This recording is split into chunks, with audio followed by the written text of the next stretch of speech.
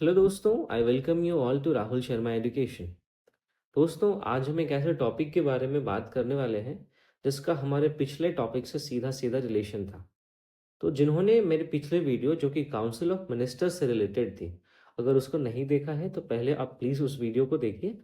तब आप इस वीडियो को देखें तो आपको ज़्यादा अच्छे तरीके से चीज़ें समझ में आएंगे। दोस्तों, जो मेरे चैनल पे नए हैं मैं उनको बता दूं कि मैंने लक्ष्मीकांत के 7वें एडिशन की बुक को चैप्टर वाइज अलग अलग लेक्चर्स में ख़त्म करने का एक इनिशिएटिव शुरू किया है। हमने अपनी इस जर्नी में अभी तक टोटल चैप्टर 21 तक कवर कर लिया है और आज हम अपने इस जर्नी में चैप्टर नंबर 22 तक पहुंच चुके हैं। तो दोस्तों, इससे पहले कि मैं इस चैप्टर के मेन कंटेंट पे आऊँ, आप सबको बस एक जेंटल रिमाइंडर दे देता हूँ कि अगर आपने जिस तरीके से अभी तक मेरे वीडियोस को सपोर्ट किया है, मैं इसका बहुत अप्रिशिएट करता हूँ। और मैं उम्मीद करता हूँ कि आप मेरे वीडियोस को ज़्यादा से ज़्यादा लोगों तक शेयर करेंगे, मेरे वीडियोस को ज़रूर लाइक करेंगे और जिन्होंने अभी तक मेरे चैनल को सब्सक्राइब नहीं किया है वो प्लीज़ मेरे चैनल को सब्सक्राइब करेंगे। तो चलिए दोस्तों, हम सीधा आज अपने मेन कंटेंट पे आते हैं। दोस्तों, आज हम बात करने वाले हैं कैबिनेट कमिटीज़ के बारे में। देखिए, लास्ट वीडियो में जब मैंने आपको काउंसिल ऑफ मिनिस्टर के बारे में बताया था, तो मैंने आपको बताया था कि जो काउंसिल ऑफ मिनिस्टर होता है इसमें 3 टाइप के मिनिस्टर होते हैं। इसमें एक कैबिनेट मिनिस्टर होता है, एक मिनिस्टर ऑफ स्टेट होता है और दूसरा डेप्यूटी मिनिस्टर होता है ना? तो इन 3 टाइप के मिनिस्टर काउंसिल ऑफ मिनिस्टर में होते हैं। अब वहाँ पे मैंने आपको एक कैबिनेट जब बात की थी, मंत्रिमंडल की बात की थी। तो इस कैबिनेट का जो काम होता है, ये बहुत ही इनॉर्मस होता है, बहुत ही बड़ा होता है। अब अपने इस इनॉर्मस काम के चलते ये कैबिनेट क्या करते हैं, छोटी-छोटी कमिटीज़ का गठन कर देते हैं और उनके अलग-अलग सब्जेक्ट्स को डिवाइड कर देते हैं, ठीक है? अब अलग-अलग मामलों को लेके अलग-अलग कमिटीज़ बना दी जाती हैं और इन्हीं कमिटीज़ को हम कैबिनेट कमिटी का नाम देते हैं। आपको ध्यान में रखना है। तो चलिए दोस्तों, हम देख लेते हैं कि इन कैबिनेट कमिटीज़ के फीचर क्या हैं। सबसे पहले तो मैं आपको बता दूं कि कैबिनेट कमिटीज़ का जिक्र हमारे संविधान में कहीं भी नहीं है। इनका जिक्र जो रूल्स ऑफ बिजनेस है उसमें इसके इनके एस्टैब्लिशमेंट के लिए थोड़े बहुत प्रोविजन हमें देखने को मिलते हैं। तो अगर आपसे ये सवाल पूछा जाए कि कैबिनेट कमिटीज़ क्या कॉन्स्टिट्यूशनल बॉडीज़ हैं या कॉन्स्टिट्यूशनल कमिटी हैं, तो आप जवाब देंगे नहीं, क्योंकि इनका कहीं पे भी हमारे कॉन्स्टिट्यूशन में जिक्र नहीं है। फिर ये जो कैबिनेट कमिटीज़ होती हैं, इनका एस्टैब्लिशमेंट जो है या इनका सेटअप जो है वो प्राइम मिनिस्टर के द्वारा किया जाता है। अब आपको ध्यान में ये रखना है कि इन कैबिनेट कमिटीज़ के नंबर्स, कैबिनेट कमिटीज़ का नोमेनक्लेचर और इन कैबिनेट कमिटीज़ का कंपोजिशन, ये तीनों टाइम टू टाइम वेरी करते रहते हैं। फॉर एग्जांपल, अभी वर्तमान में टोटल 8 कैबिनेट कमिटीज़ हैं, ओके? लेकिन हमेशा ये 8 रहेंगे ऐसा ज़रूरी नहीं है। हो सकता है कि फ्यूचर में इन 8 से बढ़ के 10 हो जाए या 12 हो जाए, कुछ भी हो सकता है।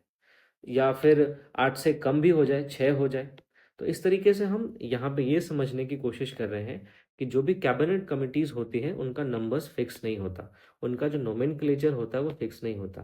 फॉर एग्ज़ाम्पल, अभी एक कैबिनेट कमिटी है, cabinet committee on parliamentary affairs. हो सकता है आगे कुछ सालों के बाद इसका नाम बदल के कुछ और कर दिया जाए। तो ये जो नाम है, इसके जो कंपोज़िशन है और इनके इसके जो मेंबर के नंबर हैं, वो सारे फिक्स नहीं होते, ये टाइम टू टाइम वेरी करते रहते हैं। अब दोस्तों, कैबिनेट कमेटी 2 तरह की हो सकती है। एक स्टैंडिंग कमेटी जो हमेशा काम करती है, दूसरी होती है एड हॉक कमेटी। अब नाम से पता चलता है, जो एड हॉक कमेटी होती है, हम इसको हिंदी में स्थायी कहते हैं और इसको हिंदी में तदर्थ कहते हैं। अब तदर्थ का मतलब होता है किसी विशेष काम के लिए किसी भी चीज़ का गठन करना।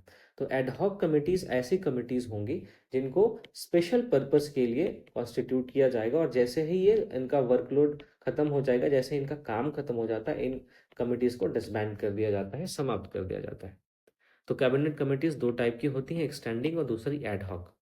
अब अगर हम कैबिनेट कमिटीज़ के मेंबर्स की बात करें दोस्तों, तो इनके मेंबर्स यूजुअली कैबिनेट मिनिस्टर होते हैं, लेकिन कभी-कभी नॉन कैबिनेट मिनिस्टर भी इसके मेंबर अपॉइंट किए जा सकते हैं, ये आपको ध्यान में रखना है। फिर जो कैबिनेट कमिटी होती है, इसको मोस्टली प्राइम मिनिस्टर हेड करता है। अभी मैं इसकी चर्चा आगे करूँगा, लेकिन कभी-कभी जो सीनियर कैबिनेट मिनिस्टर्स होते हैं, वो भी इस कैबिनेट कमिटी को हेड कर सकते हैं। लेकिन आपको ध्यान ये रखना है कि अगर पीएम किसी कैबिनेट कमिटी का मेंबर है, तो पीएम ही उस कैबिनेट कमेटी को प्रिजाइड करेगा, कोई और मेंबर उस कैबिनेट कमेटी को प्रिजाइड नहीं कर सकता। ठीक है। फिर अगली चीज हम देखते हैं कि जो कैबिनेट कमेटी है वो एक ऑर्गेनाइजेशनल डिवाइस है, यानी एक संगठनात्मक उपकरण है जो कि कैबिनेट के ऊपर इनॉर्मस वर्कलोड को कम करने के लिए अस्तित्व में लाई गई है। तो ये 6 बातें आपको फीचर ऑफ कैबिनेट कमिटीज के बारे में ध्यान में रखना है। दोस्तों, अगर हम वर्तमान में अपने देश में कैबिनेट कमिटीज की बात करें, तो वर्तमान में टोटल 8 कैबिनेट कमिटीज अभी हमारे देश में काम कर रही हैं, जिनमें सबसे पहला है cabinet committee on political affairs, दूसरा है cabinet committee on economic affairs, appointments committee of the cabinet, cabinet committee on parliamentary affairs, cabinet committee on security, cabinet committee on accommodation, cabinet committee on investment and growth, और जो सबसे latest वाला है वो आपका cabinet committee on employment and skill development, रोजगार और कौशल विकास पे एक नई कैबिनेट कमेटी का गठन किया गया। तो ये 8 कैबिनेट कमिटीज प्रेजेंटली हमारे देश में काम कर रही हैं। अब देखिए, यहाँ पे कुछ ज़रूरी बात आपको ध्यान में रखनी है जो आपसे एग्जाम में डायरेक्टली पूछे जा सकते हैं। जो प्राइम मिनिस्टर होता है वो कैबिनेट कमेटी ऑन एकोमोडेशन और cabinet committee on parliamentary affairs, इन दोनों को छोड़ के बाकी की 6 कमेटियों का चेयरमैन होता है।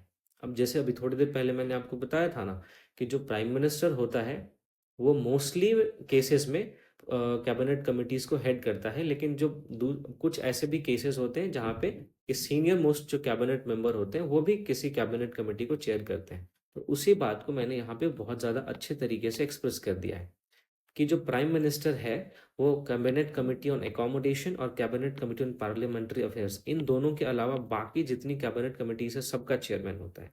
और ये कैबिनेट कमेटी ऑन एकोमोडेशन और cabinet committee on parliamentary affairs, इन दोनों का जो चेयरमैन होता है वो होम मिनिस्टर होता है। तो ये आपको ध्यान में रखना है। तो ये दोस्तों हमने कैबिनेट कमेटीज की लिस्ट देख ली, उनके फीचर्स देख लिए। अब ज़रा हम देख लेते हैं कि कैबिनेट कमेटीज के फंक्शंस क्या क्या है। तो सबसे पहले दोस्तों, अलग अलग कमिटीज़ जो कि हमारे देश में बनी है तो उनके नाम के हिसाब से ही उनका फंक्शन होगा। फॉर एग्जांपल, जो पॉलिटिकल अफेयर्स वाली कमेटी है तो वो हमारे देश में जितने भी पॉलिटिकल डील्स हैं, चाहे वो डोमेस्टिक हो फॉरेन अफेयर्स हो, इन सबको डील करेगी। ओके। जो इकोनॉमिक अफेयर्स है वो हमारे देश के इकोनॉमिकल स्फेयर में, जो इकोनॉमी का स्फेयर है उसमें जितने भी गवर्नमेंटल एक्टिविटीज़ हो रही हैं उनको कोऑर्डिनेट करने का काम करेगी।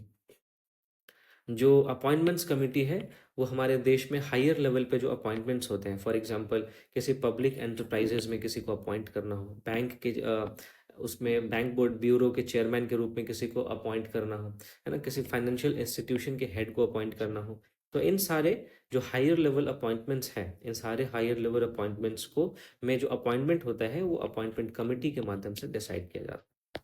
फिर जो पार्लियामेंट्री अफेयर्स की कमेटी है वो हमारे देश में गवर्नमेंट के बिजनेस में जो भी प्रोग्रेस हो रहा है पार्लियामेंट के अंदर उसको लुक आफ्टर करती है, उसका ध्यान रखती है। तो ऐसे ही नाम के आधार पे सारी कैबिनेट कमिटीज का अपना अपना काम है। अब देखिए दोस्तों, आपको ध्यान में ये रखना है कि ये जितनी भी 8 कैबिनेट कमिटीज हैं, इन 8 कैबिनेट कमिटीज में से सबसे ज़्यादा पावरफुल कैबिनेट कमेटी अगर कोई है तो वो है कमिटी जो पॉलिटिकल अफेयर्स पे कमेटी है वो। ठीक है।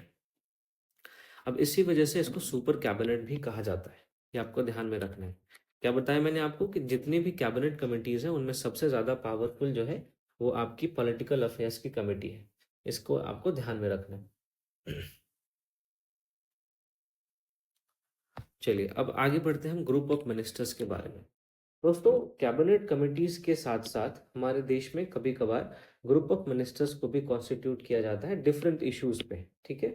अब देखिए, इनको इस बात के लिए एम्पावर किया जाता है कि वो कैबिनेट के बिहाफ पे कुछ डिसीजंस लें, बट मोस्टली केसेस में ये क्या करती हैं कि कैबिनेट को रिकमेंडेशंस देती हैं अलग अलग इश्यूज पे। ठीक है, आपको ये ध्यान में रखना है। और जैसे ही इनके रिकमेंडेशन पे काम होता है, उनके रिकमेंडेशन को या इनके एडवाइस को क्रिस्टलाइज कर लिया जाता है, इन ग्रुप ऑफ मिनिस्टर्स को डिस्बैंड कर दिया जाता है। तो ये आपको ध्यान में रखना है। अब देखिए, ग्रुप ऑफ मिनिस्टर के संबंध में एक सेकंड एडमिनिस्ट्रेटिव रिफॉर्म कमीशन जो है 2005 से 2009 तक के बीच में जिसका गठन हुआ था, उसने कुछ रिकमेंडेशंस दिया था, जो कि देखिए एक बारी मैं आपको बस बता देता हूँ, ये हमारे लिए उतने काम की चीज़ है नहीं। जैसे इसने बोला था कि 2005, हाँ ये टाइम पीरियड में एक बार चेक कर रहा था, ये टाइम पीरियड सही है। तो इसने बोला था कि जितने भी ग्रुप ऑफ मिनिस्टर्स हैं उनमें अपने जो भी मंत्री हैं वो अपना पूरा काम करने के लिए वो रेगुलरली मीट नहीं कर पाते हैं, तो बहुत ज़्यादा मात्रा में ग्रुप ऑफ मिनिस्टर्स को शामिल नहीं किया जाना चाहिए। फिर जो ये एडमिनिस्ट्रेटिव रिफॉर्म कमीशन था, इसने ये भी रिकमेंड किया था कि जो भी मंत्री समूह हैं, जो भी ग्रुप ऑफ मिनिस्टर्स हैं, उनको उनमें आपस में अच्छे तरीके से कोऑर्डिनेशन होना चाहिए, ताकि अगर किसी भी इश्यूज के को लेके इनको कॉन्स्टिट्यूट किया गया है तो वो उस इश्यू पे जल्दी से जल्दी जो भी सॉल्यूशन है वो प्रोवाइड कर सकें। तो ये कुछ इंपॉर्टेंट रिकमेंडेशन इसकी है कि हमारे एग्जाम पॉइंट ऑफ व्यू से बहुत ज़्यादा ज़रूरी नहीं है, इसलिए मैंने यहाँ पे इसको बहुत ज़्यादा डिटेल में दोस्तों वो मेंशन नहीं किया, इसको बहुत ज़्यादा डिटेल में आपसे डिस्कस नहीं किया। तो यही कैबिनेट कमेटी का एक छोटा सा चैप्टर था। इसमें आपको 3-4 चीज़ें ध्यान में रखनी है कि कैबिनेट कमेटी का नेचर क्या है, कैबिनेट कमेटी के मेंबर कौन-कौन से होते हैं, वर्तमान में कैबिनेट कमिटीज़ अभी हमारे देश में कितने हैं, पीएम कौन से कमिटीज़ को हेड नहीं करता है ना? और अगर पीएम हेड नहीं करता है तो कौन हेड करता है? तो ये 6-7 बातें हैं जो आपको ध्यान में रखनी है। तो मैं इसके बाद दोस्तों एक बहुत ही और मैं कहूँगा कि लक्ष्मीकांत की पूरी बुक का सबसे जो इम्पोर्टेंट चैप्टर है पार्लियामेंट, वो अगले लेक्चर में मैं आप सबसे कवर डिस्कस करने वाला हूँ। तो उस लेक्चर को मैं 3-4 पार्ट में डिवाइड करके डिस्कस करूँगा, ताकि उस लेक्चर के बारे में आपके दिमाग में कोई भी कन्फ्यूजन पैदा ना रह सके। पार्लियामेंट टॉपिक से अगर कोई भी सवाल आए तो आप उसको सॉल्व करने में बिल्कुल सहज महसूस करें। तो चलिए दोस्तों, इसी के साथ मैं आपसे विदा लेता हूँ, और इससे पहले कि मैं आपसे विदा लूँ, एक बार फिर से आप सबको याद दिला दूँ कि अगर आपने अभी तक मेरे चैनल को सब्सक्राइब नहीं किया है तो प्लीज़ सब्सक्राइब करें, इसको ज़्यादा से ज़्यादा लोगों तक शेयर करें, और मेरे वीडियोस को लाइक ज़रूर करें, ताकि देखिए अभी इससे क्या होता है ना कि जो भी यूट्यूब का एल्गोरिदम है उससे मेरी वीडियोस को थोड़े से उसमें प्रायोरिटी मिल जाती है। अब देखिए, अगर आपको अच्छा लग रहा हो कंटेंट तभी आप शेयर करें, मैं आपसे ज़बरदस्ती करने को नहीं कहूँगा। तो मिलते हैं दोस्तों अगले पार्लियामेंट के वीडियो में, जो कि हमारे इस पूरे सीरीज का one of the most important lecture में से एक होगा। बहुत बहुत शुक्रिया दोस्तों, थैंक्स फॉर वॉचिंग।